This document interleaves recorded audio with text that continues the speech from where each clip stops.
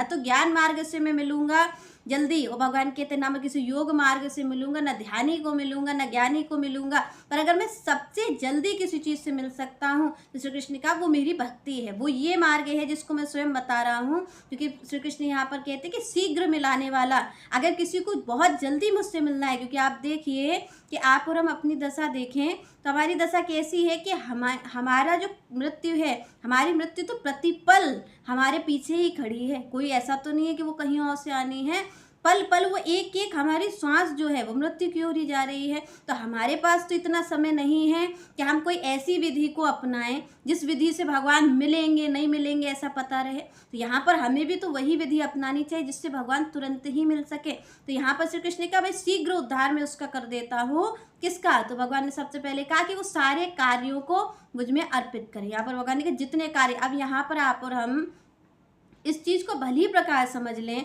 भगवान ने संकेत इसी चीज का किया जो आप और हम समझते हैं कि भाई भगवान की भक्ति करनी है और इसके लिए सारे कार्यों का त्याग है। तो यहाँ पर भगवान ने इसीलिए सबसे पहले अपनी भक्ति में कहा कि भाई कार्यों का त्याग नहीं है।